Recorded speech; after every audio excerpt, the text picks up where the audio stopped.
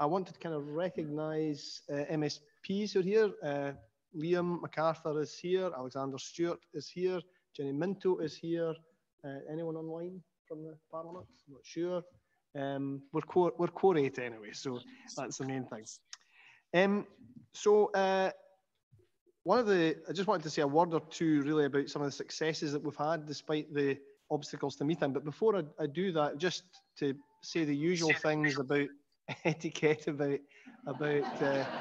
how hybrid meetings work. There have been issues where if people switch their mics on, there's an echo. So if you could just try and make sure that the red button in front of you is off when you're not using it. And we should be fine. And for people who want to come in online, are you spotting hands being raised? A yellow hand raised, is it? Okay. Obviously, please mute your mics when you don't need them online as well. So, although I'm just indicating some of the problems with hybrid meetings, I think we've had some successes, as I say, in terms of participation. Thanks to everyone involved. One of our meetings, we're pleased to say, in 2020 involved 75% of the attendees joining from Malawi. And it's always good to see that there's always a good contingent joining us from Malawi in all our meetings. We've had apologies from Neil Gray, MSP, who had hoped to be at the meeting. He had to give his apologies. There has been slightly, I won't say chaotic, but slightly urgent parliamentary business going on this week, and I suspect, although I don't know, I suspect that's the reason why he had to withdraw. We've had a bill going through Parliament that involved late sitting last night, although thanks to the efficiency of the chair, we managed to get through it quickly today. So apologies received from Neil Gray, and we hope to find a new day when he can speak to the group and meet with us. So the time when we would have been hearing from the Minister has been allocated to other business, other matters to do with Scotland-Malawi links, especially from those of us here today. And we're delighted to be joined digitally by Malawian artist Professor Samson Kambalu and his wife Susan, and we'll be hearing from them in a moment after we've had our AGM. We hope to finish about 7 p.m. UK time, and unfortunately not available in hybrid form, but there is Malawian gin and tonic after the meeting for those who can stay to join us for that. The first meeting after the summer recess is always the group's AGM. This is a requirement all cross-party groups have, but it's something that can hopefully be short unless it's contested in any way. So firstly, the approval of the minutes of the last meeting from the 15th of June. Are there any issues arising from those minutes that aren't otherwise covered in the agenda, or any corrections to make? If not, do we have a proposer and a seconder for those minutes from anyone who was there? Liam, and a seconder from anyone who was there? Jenny, okay, thank you. In terms of elections to offices for the annual general meeting, the process followed in the past is for me to vacate the chair, since I'm an interested party. So I'll hand over the chair now to David. Thanks very much, Alasdair. As Secretary of the Group, one of my roles is once a year to officiate the AGM, and it's probably the quickest election this building ever has. But we have 3 excellent co-conveners and 2 excellent co-vice conveners going into this election. They represent the 5 political parties in this establishment. As our co-conveners, we have Alasdair Allan, we have Alexander Stewart, and we have Liam MacArthur.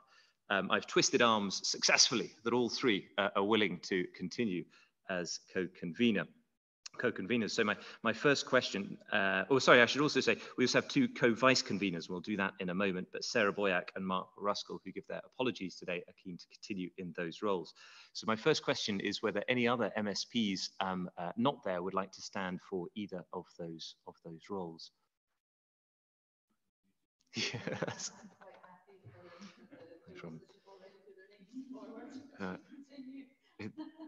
in that case, I think all I need to do is ask for a proposer and a seconder for the motion that, first off, the co-conveners of Alasdair Allan, Liam MacArthur and Alexander Stewart continue for this group. Is there a proposer for that motion? I can see Moira's hand there, and Jenny's hand here. Thank you very much indeed.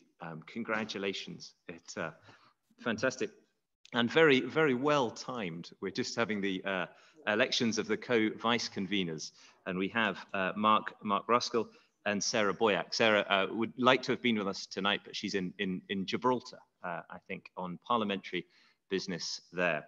So if anyone else would like to stand for co-convener, speak now.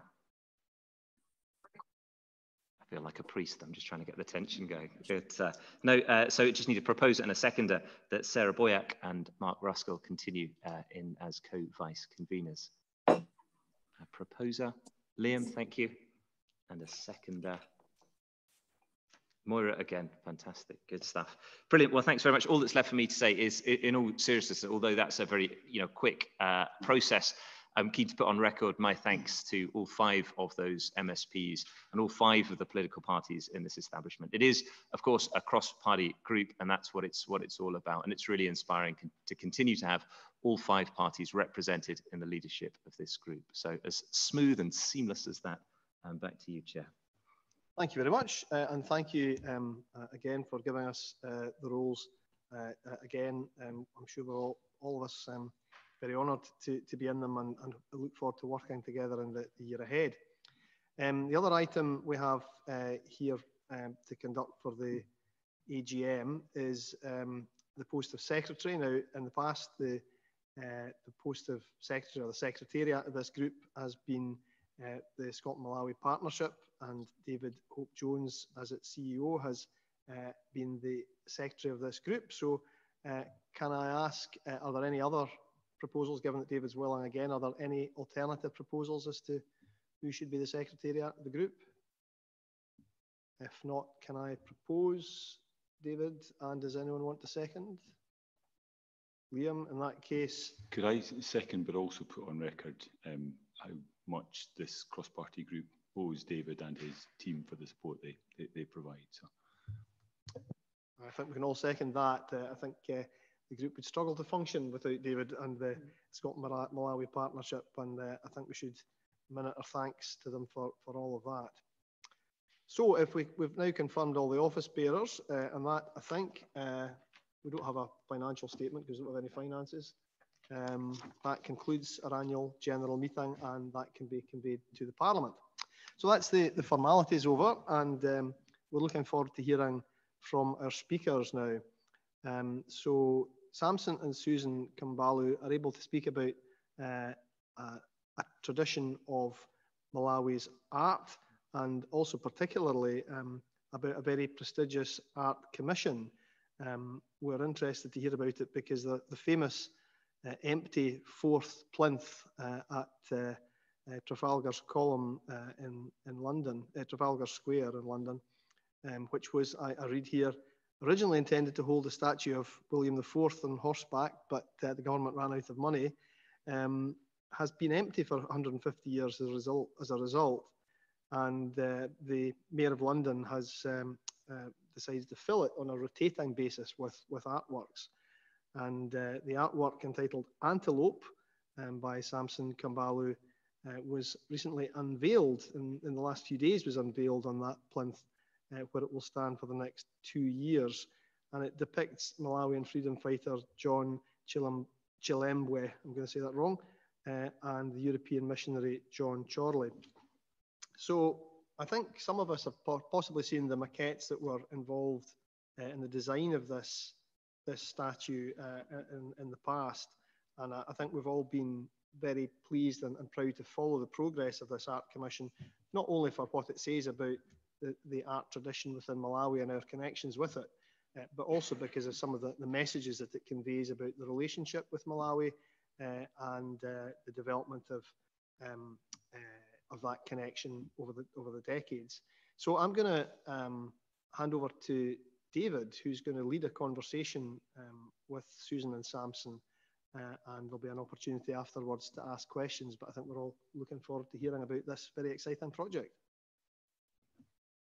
Thanks very much, Alasdair. And I'm going to say welcome back to the Scottish Parliament, Susan and Samson. I say welcome back because in the summer recess, we invited them up and we had a fantastic afternoon when they very kindly donated, when Samson very kindly donated the maquette of the fantastic statue Antelope. And we unveiled it here before we unveiled it in London. I think we always like to say that in Scotland. But we're immensely grateful for the loan of the maquette. It's called Ghost Antelope, and I hope you saw it as you came in downstairs, figuring John Chilemwe and John Chorley. But I'm really, really excited. Now, unfortunately, not appearing on this screen, but also, but there are other screens that hopefully most people can see, certainly on this side can see. But really delighted to introduce Susan and Samson Kambalu. Let me, that nervous moment. Can I check? Samson, can you hear me? Now this looks encouraging that you could hear us, but I can hear you. Fantastic. Can you hear me? We can hear you loud and clear. And let me check. Susan, can you hear me? Yes. Yes, I can also hear you loud and clear. Fantastic. Well, we can hear you loud and clear, and some of us can see you. But I'm going to start with you, Susan. It'd be wonderful if you could set the picture for us. If you could tell us a little bit about when you first met Samson and give us an insight into your Scotland-Malawi story. Susan, over to you first. Okay. I've not run this past Samson, so hope it's all okay. Yeah, no, I was at university in St Andrews from 1994 to 1998, and I had a roommate who studied geography and spent the whole time saying, Susan, you have to travel, you have to go somewhere else, you have to see the rest of the world. And I spent the whole time that she was my roommate, my first year at university, saying, why would I want to leave Scotland? Scotland's beautiful. I wouldn't want to go anywhere else in the world. And then finally it came to the sort of bit that I was going to have to leave university and trying to work out what to do. And I was thinking about teaching, but somebody sort of said that there's an organisation that, that sends people into different parts of the world to do different things. And so this was in my head. It was the Scottish Churches World Exchange. And so somebody told me about it. And then I saw an advert in the Big Issue that it's a nice Spanish Big Issue seller. Used to sell it outside Tesco's in St Andrews. And in it, there was an advert, and I've never seen an advert in the Big Issue before or since for Scottish Churches World Exchange. But there it was, and it listed some of the places around the world where they sent young people as volunteers. And it mentioned a few countries in Africa. It mentioned Kenya, and I sort of thought, oh, I don't want to go to Kenya. So I knew nothing about the world. I wouldn't want to go to Kenya. That's safari parks. I'm not really interested. It mentioned South Africa, and I thought, well, I've got cousins in South Africa. Maybe I can go there myself one day. It's probably quite Western. Again, I knew nothing about the rest of the world at all. And then it mentioned Malawi, and I'd never heard of this country, Malawi, at that point. This was before Madonna went over to Malawi and adopted children from there. So, it was before the Scotland-Malawi partnership, and it was a country I'd never heard of. So when I went through the process of applying for Scottish Churches World Exchange, I got accepted in principle as a volunteer. And I started doing research into Malawi. There were some other countries and there were other places that, of different sorts of work. But I started reading about the history of Malawi. And it was, I hadn't really realised I'd grown up, my gran lived in Hamilton, and we used to go to Blantyre on a regular basis to the David Livingstone Centre. And even that, it never made any connection in my head until I was doing sort of this research. And eventually I remember reading the bishop's letter, the pastoral letter that the bishops wrote before they eventually had the first elections, first democratic multi-party elections. And I remember by this stage thinking, if from everything else that I'd been reading about the history of Malawi, I thought these bishops, these people must just love Malawi and the people of Malawi so much, because I knew by this stage they were putting their lives at risk to write that pastoral letter. And it just sort of thought, I thought, this is the country where I have to go. Where I want to go. This is, so there was an opportunity it was either to teach, I think it was in India or Pakistan, or I could go be the editorial assistant in Malawi. Now, by this stage, there was no question, it was definitely Malawi. But what was nice was the only other thing I really was interested in was publishing, because I love reading, and obviously that teacher's sort of the red pen, marking and things that sort of worked well with editing. So I ended up going to Malawi, and there was a young woman that I was taking over from. She was there for about 6 weeks. And she introduced me to some of her friends. And one of her friends, Shan, we went round to her house, and Shan's next door neighbour was there, and that was Samson. And they ended up, Celeste, that I was taking over from, and Samson ended up having this sort of argument about Banda and Banda's legacy, Hastings Kamuzu Banda and his legacy. And I remember thinking, from what I've read, the things that she's saying, I'm probably more on that sort of side, but he's lived through it. He's got that experience. It's an interesting perspective. I want to know more. So that was the very first time that Samson and I met. The second time that we met was Hogmanay, again at Shan's house, and we had a great Hogmanay party. And then I think it was round about Easter, or just before Easter. I was working at Cherry series, so I was in the Department of Theology and Religious Studies at the University of Malawi. Samson was finishing his degree there in the ethnomusicology and fine art, and starting work as a lecturer in the fine art department, but it was that sort of interim period.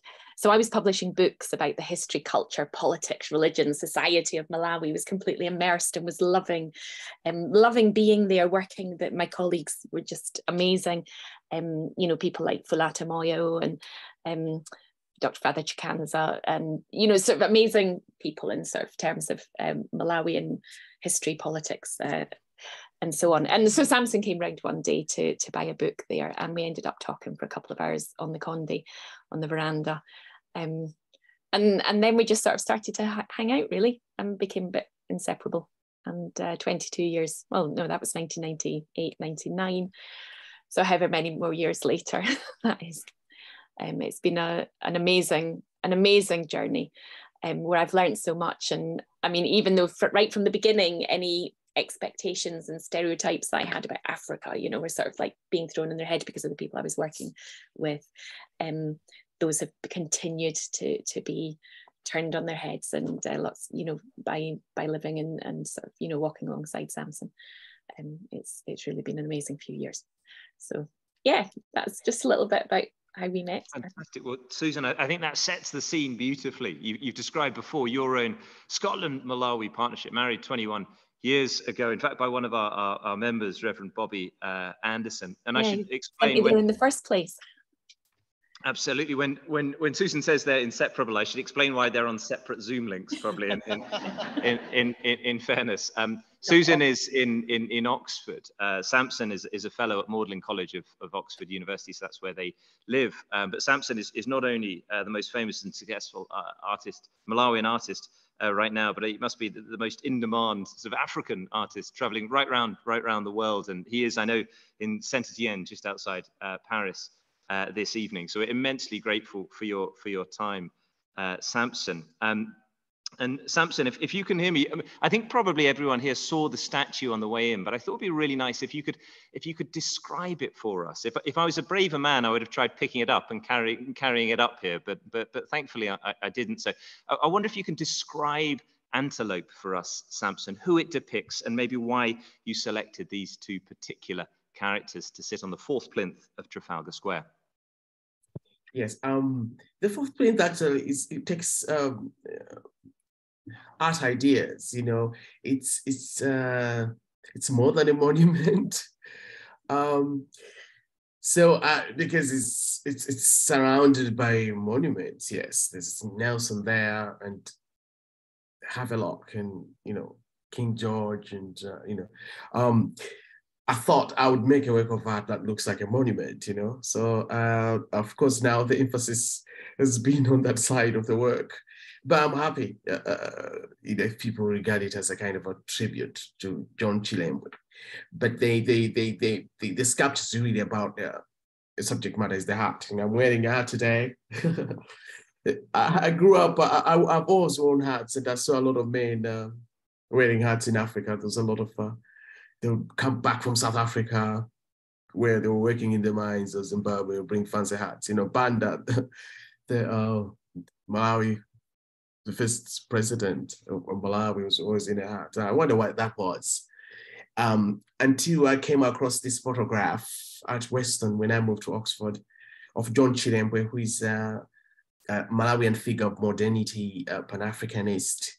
He was the first to stand up against colonial injustices beyond tribal lines. So I decided to make a work based on this photograph I found. And it's basically two figures in bronze. One of them is larger than life. The other one is life size. Life size, according to other figures on Trafalgar Square, so Charlie. The big figure is John Chilembwe. Yeah, they said the Pan-African stuff described, and he's standing there with his friend, a European missionary, John Charlie. And yeah, so what really draws you in is the disparity between the two figures. The other one is really large and the other one is small. But I can tell you that it's for me, it's a poetic arrangement. I knew when I was approached by the mayor's office to propose a fourth plinth, but I wanted these two men on the plinth, because the plinth is for a horse. So I thought, oh, two men, great, 4 legs, horse. That was my starting point. But when I began to investigate more about this photograph, I discovered, because there was something luminous about it. Just Chilembwe's heart looks strange. And I was looking for this kind of heart in London. I didn't find it until I realized that he's wearing it sideways to put emphasis on the heart. And then I dug deeper into that, realized that it's because this photograph was created in the Defiance. Chilembwe had opened his church in 1914. He had studied in America to become a minister, and he came back with the message of equality and justice for Africans. And he had worn this hat with his friend John Charlie as an act of defiance, because it's forbidden then for Africans to wear hats next to Europeans or white people. And yeah, so Chilembwe made this photograph, and when he opened his church, he also distributed this photograph to encourage his congregation to regard themselves as equal to white people. And then months later, he died in a rebellion fighting more such injustices, such as forbidding Africans from, let's say, opening a mission like he did, or wearing a hat. So yes, eventually my focus went on the hat, and to emphasize the hat, this incident of Chilembwe dying in the process of this act of defiance, I just made him more ghostly, larger. Little did I realize that I was looking for the right size, but I decided the size that he was going to rise up to was going to have a roughly approximate the size of a horse or an antelope, because Chilembwe means antelope. And when he's wearing his hat sideways like this, he's actually reenacting the Chewa principal mask. A lot of economies in Malawi are gift economies. It was called underdevelopment, but actually it's just misunderstood. And the principal mask of this philosophy, Nyao masking, it's a womb, which is a symbol for generosity, which disguises an antelope. Again, among the Chewa, the antelope is a sign of generosity. Yeah, so this is the sculpture for me is about love or self-sacrifice, about justice and equality. Yeah. Okay. Fantastic, Samson. Thanks so much. And just to paint the picture for everyone here, you've got these 4 plinths in Trafalgar Square with sort of Nelson's column in the middle. Huge things, and you're really in the heart of empire there in the centre of London, and really these other monuments are saying quite a strong message about projecting British imperial power. And you've got this huge statue of John Chilembwe. I mean, it's, correct me, Samson, is it sort of five meters high, even before you think about the plinth? And the plinth must be sort of 6 or 7 meters high.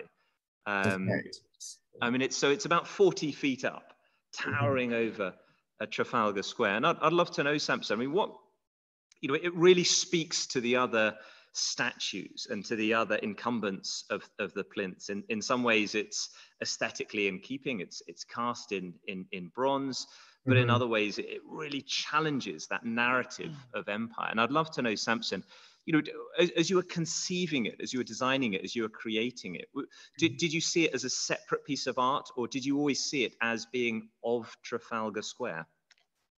Yes. When I was approached, for me, I always, the first place I visited, and most people do this, when we're coming from the age of the empire, we come to London, the first place you go is Trafalgar Square. So that's what I did too in 2000. When I came to London, when I landed in London, asked my hosts visit before I even went to see Susan in Scotland. Yeah, but so I wanted to respond to Trafalgar Square in a meaningful way for me as an African. I didn't worry whether people are not going to know who John Chilembwe is, but this is actually, Chilembwe is a figure of British history. You know, he's when he led a rebellion a month later after the photograph, he wasn't supported by the tribal chiefs. You know, he was supported by the new Malawians, the so-called trousered Africans, but they were not enough. There wasn't enough critical mass there. So largely this rebellion was a kind of uprising, was kind of symbolic. He knew that he probably learned it from John Brown in America as symbolic. And Chilembwe is full of this very performative, and I have no doubt that this is inspired by the masking tradition of his mother's heritage, the Chewa. Now masking is what balances power in Africa, you know, art between the people and the chiefs. It's what checks the chiefs. And I've used it myself. There are things I use in my work as an artist for me as an African. Art is not just to complement power, but to speak truth to power. That's what masking is in Africa. Masking are full of criticisms of people in position of responsibility. But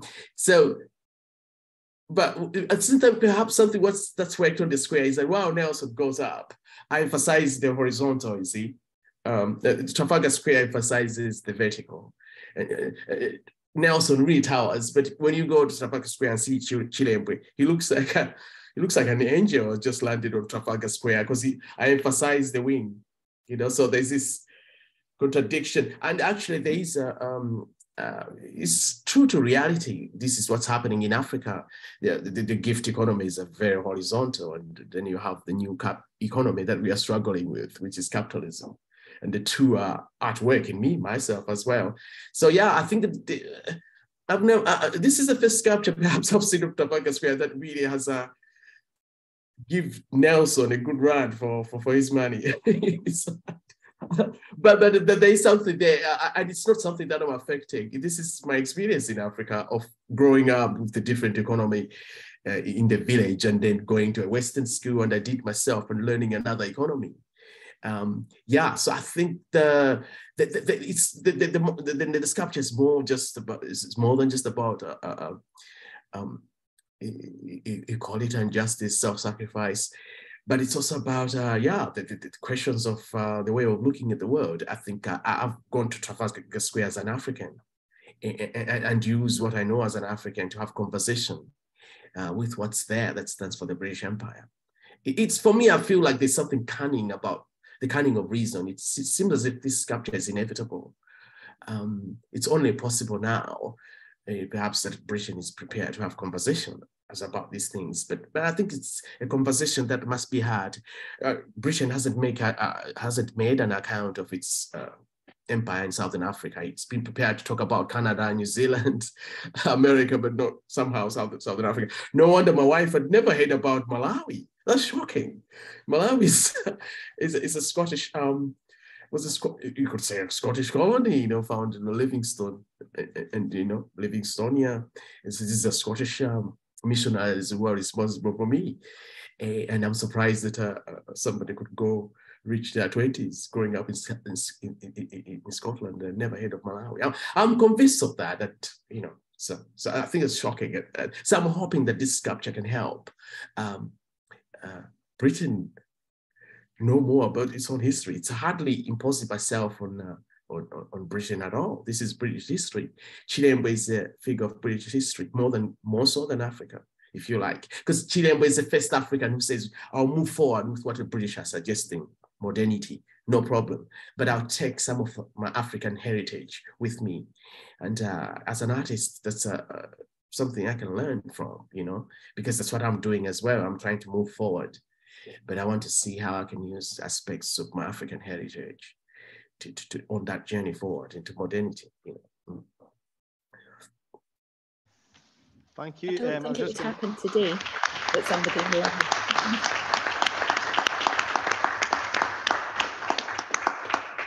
Well, I don't know if you could hear there, but your answer there got a round of applause, so it was a good answer. And I was really just going to ask on top of that about how the actual site will look in terms of interpretation, because you've explained to us there that the sculpture itself is very striking and thought-provoking, but there's also layers of meaning that many people wouldn't understand: the significance of the hat, the significance of symbolic animals, and even the significance of the history. So I was just curious to know, will there be something that will provoke conversations in terms of interpretation of the work of art that's there, and point people on to other places to make them think about it?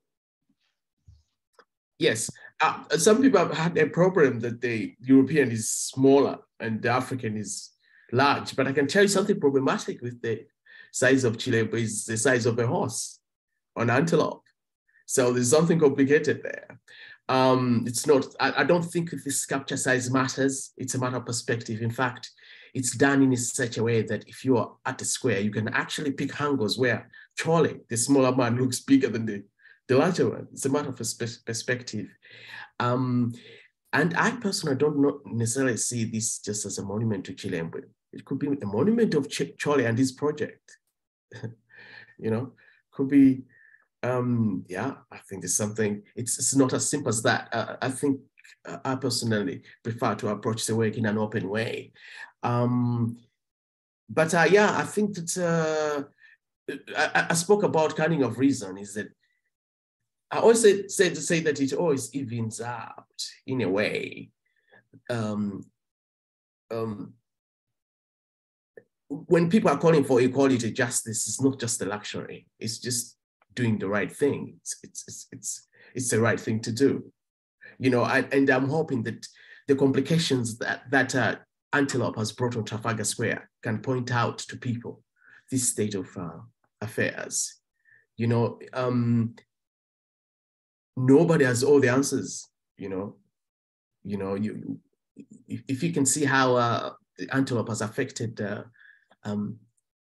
Trafalgar Square, it will show you that you can't take anything for granted. There's a lot, we have a lot to learn from each other. You know, I think that the empire changed Britain as much as Britain changed the empire. It's not one way. It wasn't just a question of Scottish missionaries the Scottish missionaries were changed by Malawi, in as much as Malawi were changed by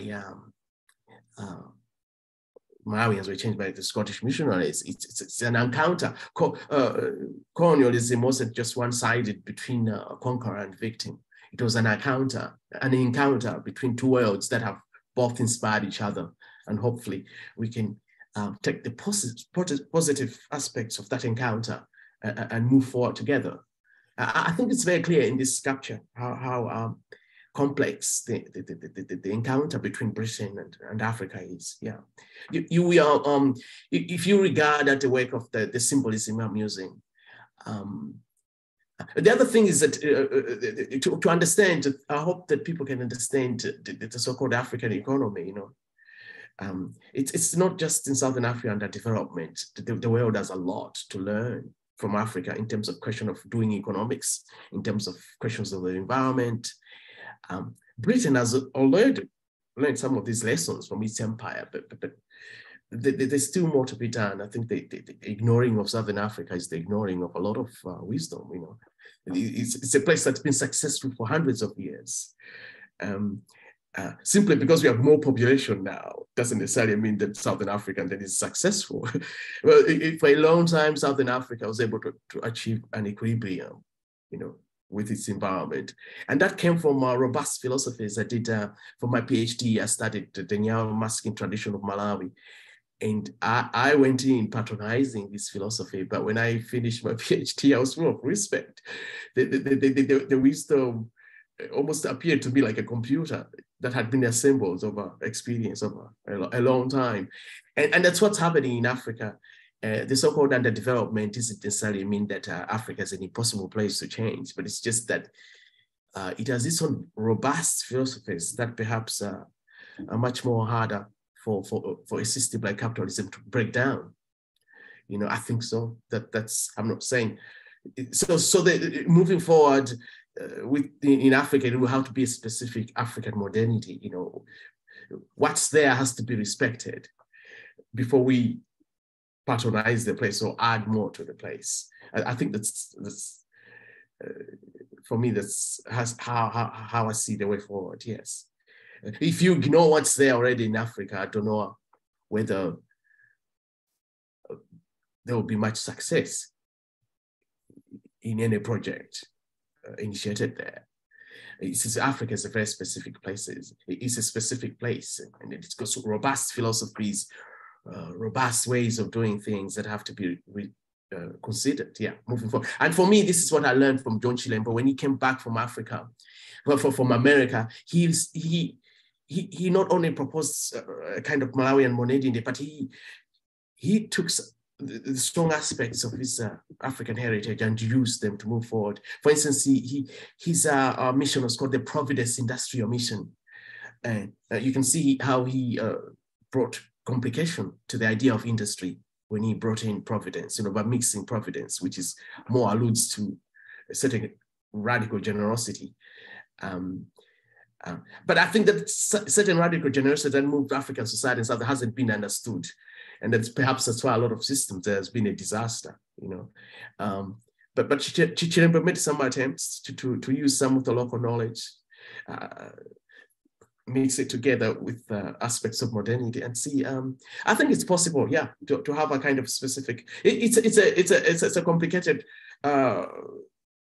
topic, but for me, Chilembo, considering the gift economy before opening his kind of farm or plantation was insightful, you know. Yeah, okay. I don't know whether how much more. I don't want to. I would go on, but I'll give you an example of the African systems, like how it's dealt in economics, just to illustrate. There's a lot of play in my sculpture, but play is very central to a tribe like mine, and Chilembo is the Chewa because of this gift. Usually, the process of gift exchange leads to a certain kind of pettiness, if you like. So what you're trying to avoid is exchange.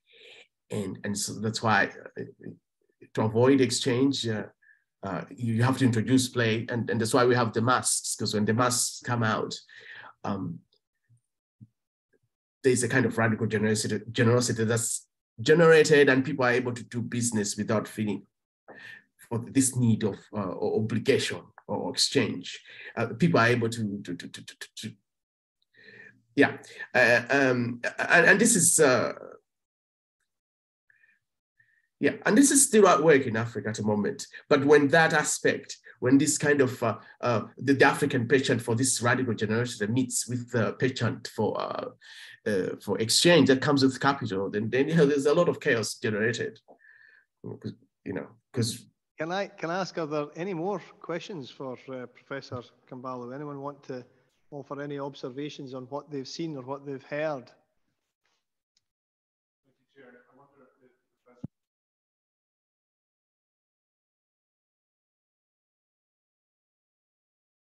I don't know, could you hear that, Professor Kambalu? Oh, what was the question? Sorry, I didn't hear that, sorry. You're being invited to give us the highlights of the project, the process of actually creating the sculpture. Ah, yes. I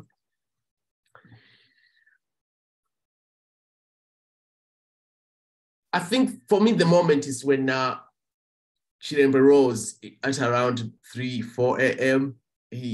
Because I wanted to interpret the photograph, but then somehow something told me that he has to be larger than Chole. He has to tower over him.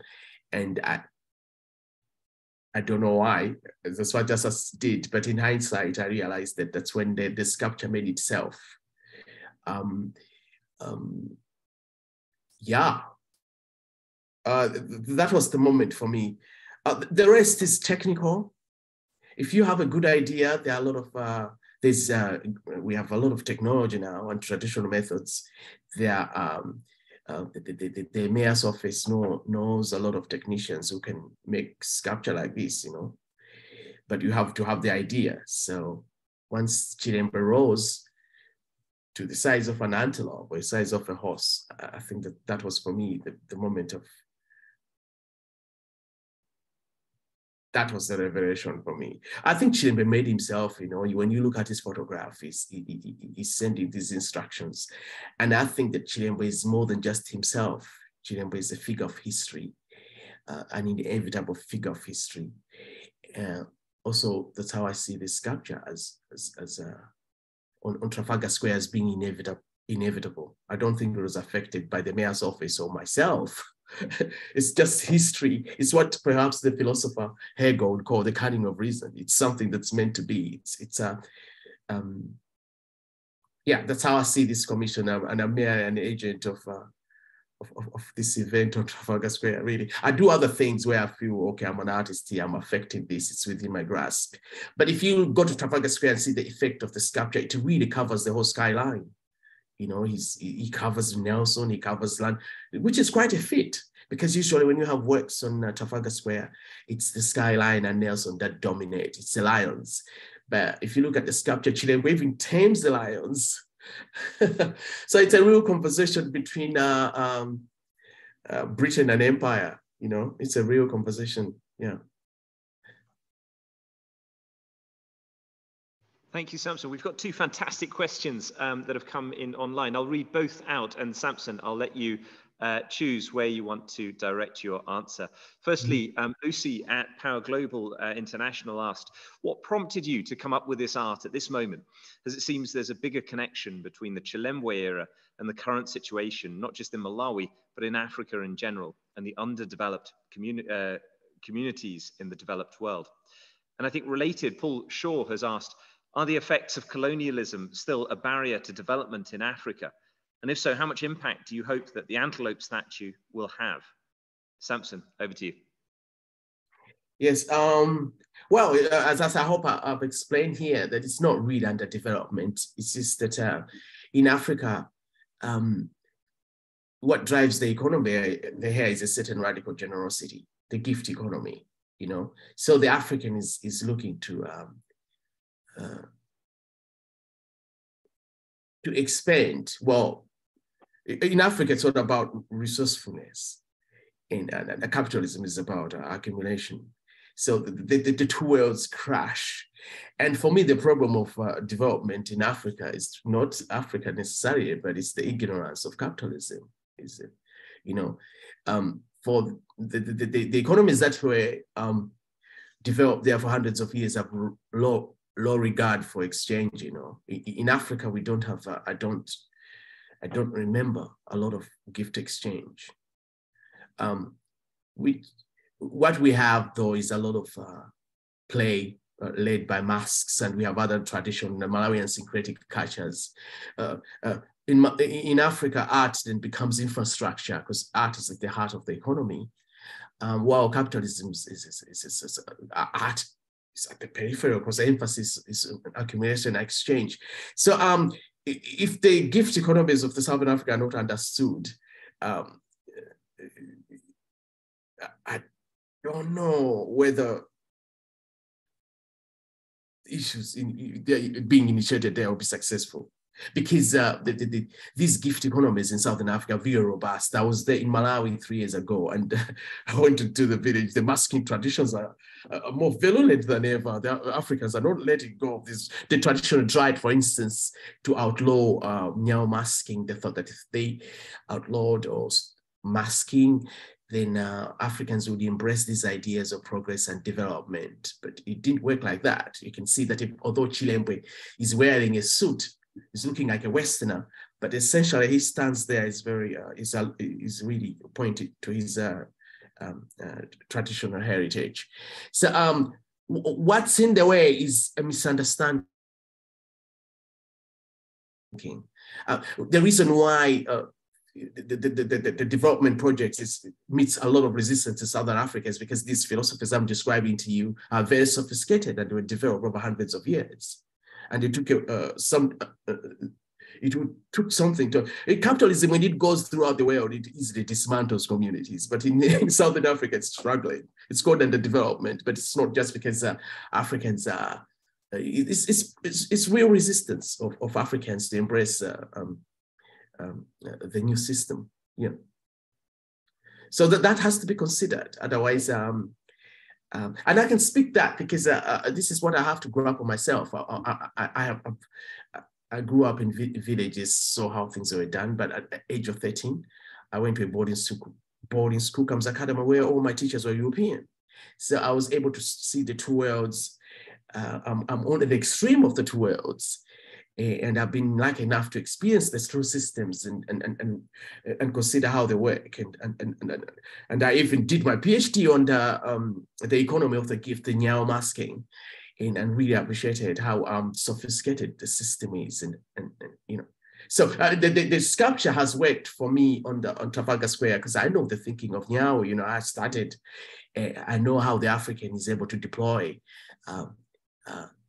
various tropes as a means of resisting power, as a means of dismantling symbolism. And these techniques are used in Nyao masking in Africa, and they work. It's not just kind of like an aesthetic, but there are kinds of methods of grappling with community forms of power in a community that work. You know, I'm a professor at Oxford now. I mean, how does a person from the poorest country like me become a professor at Oxford? But I think some of his wisdom has helped me on my journey there to Oxford and then Trafalgar Square. I learned from these simple people from the village, you know, this wisdom. I studied a lot of masking when I was at Comes Academy. At GCSEs, I studied masking at A levels. I studied masking at university. Then I did it for my PhD. And there are systems that work. And if the world does not understand those systems in Southern Africa, I doubt that they'll make much headway there. Mm. Well, that is an important and interesting note on which to end. I think we're all very grateful, Professor Kambalu, because I think many of us will want to visit the sculpture, and many of us, I think, will have been challenged by some of the ideas you've mentioned tonight, whether they're about radical generosity or whether they're about how we view our own relationship between what you call the two worlds. So your sculpture has contributed to all of those discussions. You've even made some politicians think, which is no mean feat. So I think we should all thank you in the customary fashion. Thank you.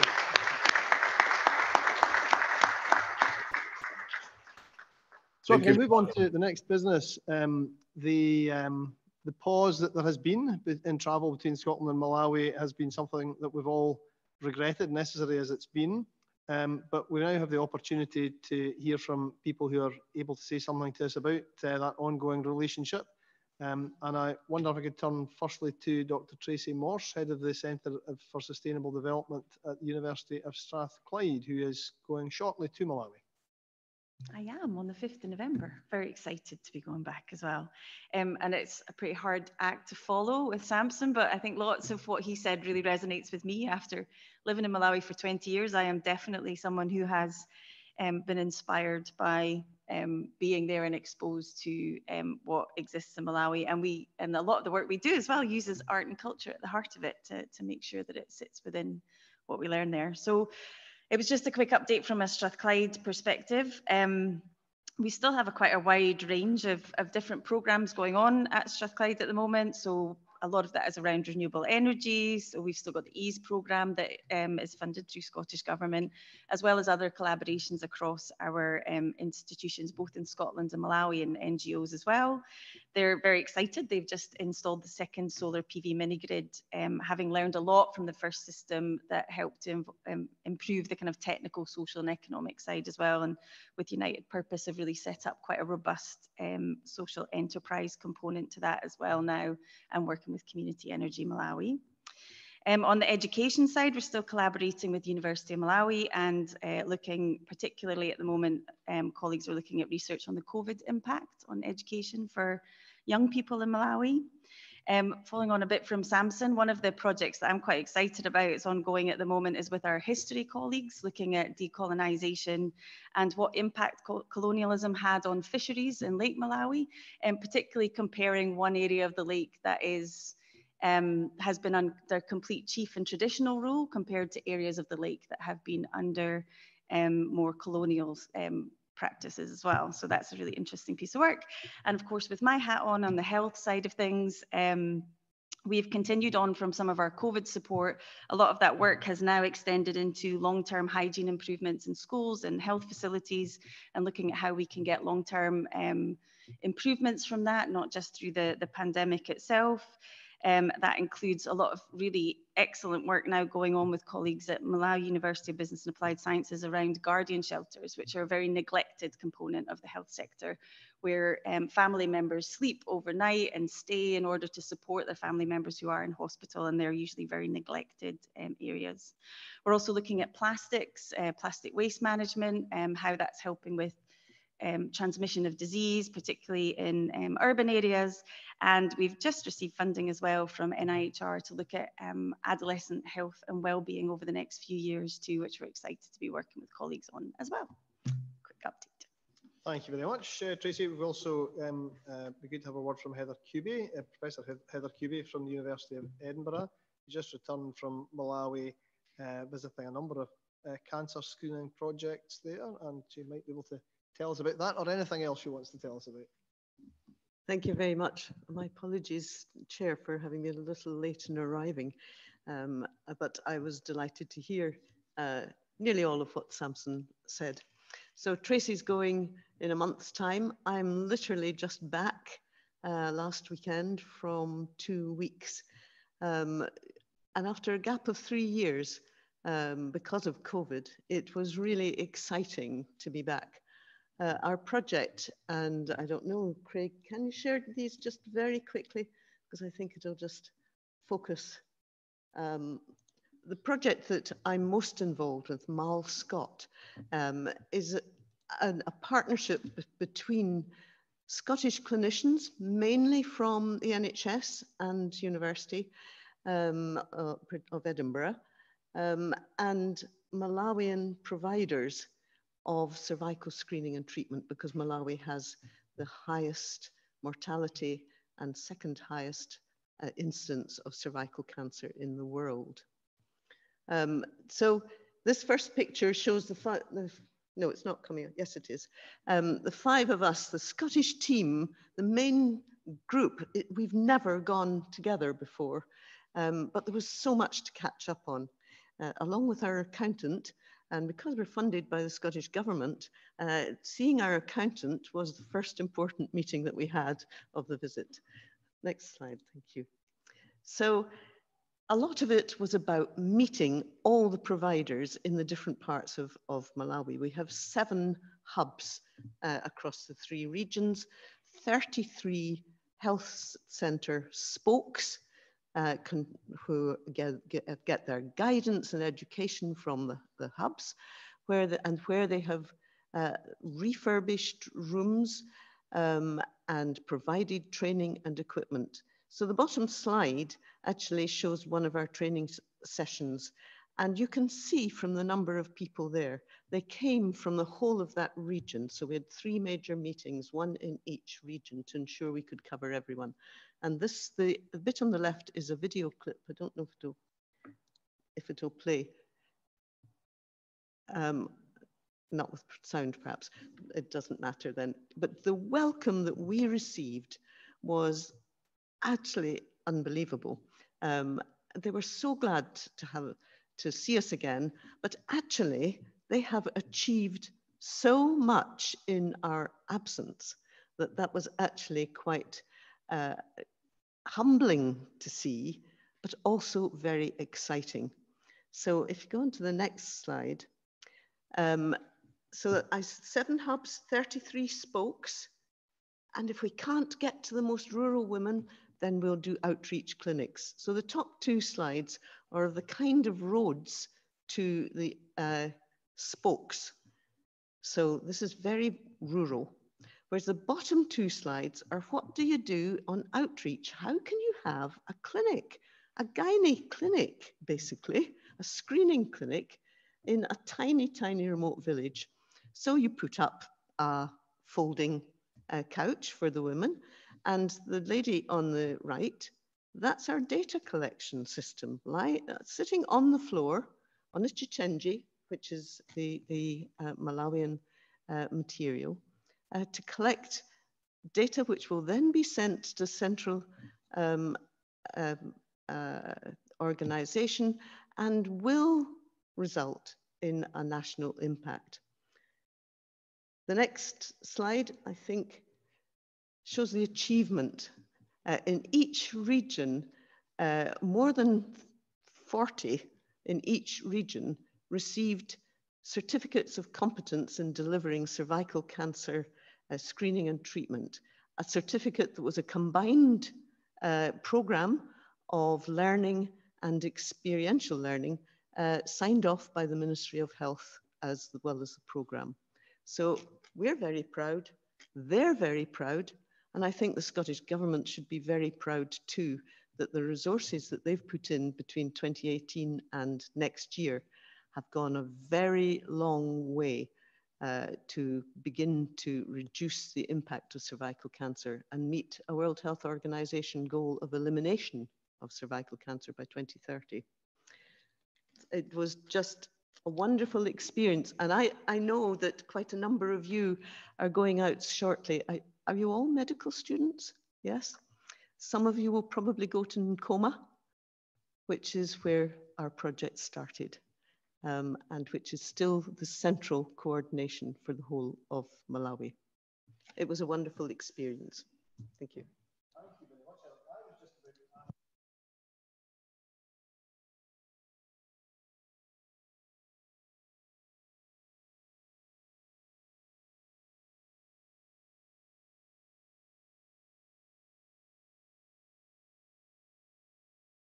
Well, maybe I'd make a comment first. There were already, Nkoma is quite rural, but students are drifting back. So although it's a village, it's quite an international village, and therefore not necessarily typical of what might be happening in other parts of Malawi. But there were American, Dutch, and German students there 2 weeks ago. One or two might still be there for another few weeks. You will see things that no longer happen here, but actually are often very efficient ways of delivering healthcare with limited resources. One of the things that I like best and think as an example is there are no appointment systems. So people turn up, let's say for outpatient visits, and they will have to wait for hours. So they get health talks. There are no leaflets given out, which get thrown in the bucket in this country. Instead, they are spoken to. But actually, how do you learn best? You learn best by singing. And actually, they sing the health messages, and the staff and the student nurses and all the students learn to sing the messages too. And it's just repeated while they wait. And I think it's one of the most amazing ways of actually learning. And we've forgotten that oral learning is actually quite good. So let me answer any questions if you have them. That's amazing. We should definitely put that to use in Scotland. So I think Costanza was maybe, if I've got that name right, was going to maybe say something on behalf of the others, or the others can chip in as well, but keen to hear what you're expecting from your trip. Yes, so I'm actually the only one who is doing a Malawi-based project this year, which is a shame because usually Dundee, like we're all doing an international health intercalated degree within our medical degree. And usually this degree is able to send most, if not all of the students out to Malawi. I'm not sure why exactly this year. I think it's just as it happened, the kind of project selection in Malawi was less.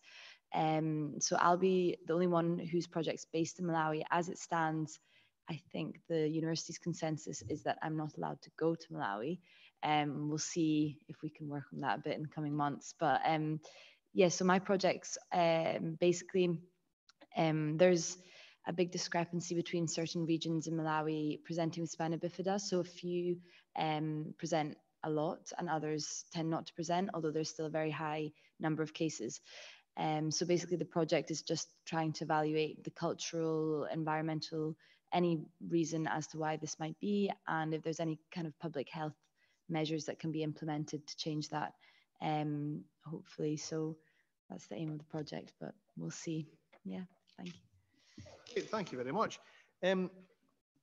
We'll have an opportunity, hopefully, for a blether afterwards, all of us, but I don't know if there are others who want to give any reports. Moira, did you want to say anything just now? Happy to do so. Thanks, Alasdair. I'm Moira Dunworth, and I'm with the Mamie Martin Fund. The Mamie Martin Fund is a very small Scottish charity which supports girls' education, girls' secondary education in North Malawi. And I suppose our biggest achievement is that we have been doing what we are doing for 29 years, and we will be 30 years old next year. And I think you all, those of you who work in the NGO sector, know that's quite an achievement. Very briefly, one of the outcomes of the COVID pandemic for us was very interesting. Nobody would wish a pandemic on anybody or any society, but we started to work online, and the average trustee in Scotland is sort of something like 64 years old, and we're no exception, our board. So we're boomers, the lot of us, and would have said 2 years ago, 3 years ago, that we didn't like online stuff. Well, that's like so 2019, isn't it? So we started to meet online. We had our AGM online, and so therefore, what happened was that we had Malawian participation, and participation from other places too. So there's no way we're going back to AGMs in dusty church halls, well, probably very clean church halls actually, but that's never going to happen again, because we would be excluding a huge number of people. So that's a very positive thing that's happened. We meet, the board meets, and on our board now we have one Malawi trustee. One had stepped off during the year and another will be coming on. The 5th of November is our AGM, online and live streamed. I had to Google what that meant when we first did it. I didn't know. The other thing that happened with COVID, as Tracy has alluded to, is the impact on girls, on teenage girls, was very dramatic. The pregnancy rates went through the roof. We didn't see a lot of that in our girls, but we currently have 3 girls on our books at school who are pregnant. And what's happening there is very interesting. Obviously, our position is that their bursary place awaits their return, of course. And that's the Malawi government want girls to return to school. But up until now, the schools have not really wanted that. They have paid, if you like, lip service to the idea of girls returning to school. And there's been problems for the families. The people cite a sense of embarrassment at coming back to your old school. But what the teachers have told us is that the fact that we are holding these places for these girls to come back has actually been a good example to other NGOs. We were a bit shocked to kind of hear that. So that's been like a positive, if you can have a positive. They're both positives wrapped up in negatives, if you like. So 2 lovely things have happened, one in the past year, which is that Alasdair here has written a great book that I recommend to you all, called Tweed Rins to the Ocean, and it's about walking the Scottish-English border the wrong way around. The man is hopeless at planning that type of thing. And he has very generously donated all of the royalties to charity, to 2 charities, one of which is the Mamie Martin Fund. So always the marketeer, which I am, we created a little project around borders to kind of celebrate that. And fair play to Alasdair, who came with us on one of our border trips, cycling a borrowed bike that was absolutely not fit for purpose. The brakes didn't work, the gears, the tires. Lucky I had a pump. I mean, it was just fair play. So we raised a lot of money. I'm still doing the tidying up of that, but we raised a lot of money and had great fun and spread the word about, because we're a tiny organization. Our annual turnover is under £50,000, so we're very small. Volunteer-led, our only employees in Malawi. So next year is our 30th birthday, so we're going to do a birthday 30. So you'll be invited, anybody who's within our orbit, to pledge to do 30 things. And we have a young Malawian photographer who's we're going to run a little bit of the best photograph competition, judged by this young woman. So, so just that's a little advert, that is. So the other piece of really good news is that last weekend, a woman called Jenny Thompson ran the London Marathon. Now, there will be some people in the room who knew Jack and Phyllis Thompson. Jack and Phyllis Thompson lived and worked in Malawi for many, many years, since the 1970s, and they died a few years ago now. The time goes in, and they lived and worked in the north. Jack was very committed to education. He was an educationalist. He worked at the University of Edinburgh and with the University of Malawi. And when they died, the Scotland-Malawi Partnership, in conjunction with various other bodies, invited the Mamie Martin Fund to set up a bursary fund, for which we did. And after some discussion, this supports deaf girls' education. So girls are, I'm sure you all know, their chance of education is much lower than boys. Their chance of completing their education is much lower. But deaf girls, you know, they are, as somebody said recently, economically the lowest of the low. They have the least economic advantages of anyone. So the Thompson Fund supports them. So Jenny's the daughter of Jack and Phyllis, and she ran the London Marathon, which is 42 kilometers, 26.2 miles. I mean, I'm tired thinking about it. And she's raised, when you include the gift aid, she's raised over £4,000, which will keep 2 girls in school in Mbangweni, the school for deaf children, for the 6 years, because they have 6 years of secondary education at Mbangweni. And the money she's raised will support 2 girls right through their secondary schooling, which is a simply phenomenal thing for one person to do. So that's just a nice kind of feel-good story. And also all her friends, she's a medic, lives down in Oxfordshire, and all her colleagues, friends, neighbours, all supported her, which was absolutely lovely. And we have some lovely photographs. Now, Mercy, our manager in Malawi, is going to attempt to explain to the girls at Mbangweni that somebody willingly ran 42 kilometers and other people gave them money. So good luck with explaining that, Mercy. So thank you for the opportunity to share those nice bits.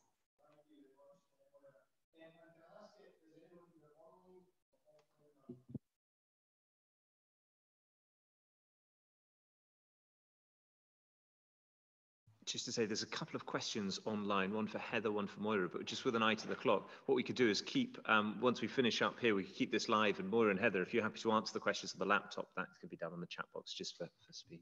Good thinking. Any other competent business that people want to raise, or it doesn't have to be competent, but it's better if it is. Okay, in that case, thank you to you all for attending. Particularly thanks to our speakers, those who have been able to give us news just now, but also to Professor Samson Kambalu and Susan Kambalu, and congratulations again on the sculpture. Thanks to MSP colleagues who have been re-elected to office in the cross-party group, and particularly thank you to yourselves, David, and your colleagues for the support that you continue to supply to us. So we'll say goodbye to those joining digitally, and for those of you who are joining the meeting in person, as I say, you're most welcome to hang around here for a chat with some Malawian gin and tonic. But it seems that there will be people hanging around online for a wee while as well too. So that brings the formal part of the meeting to close. So thank you very much again for all being here. So thank you.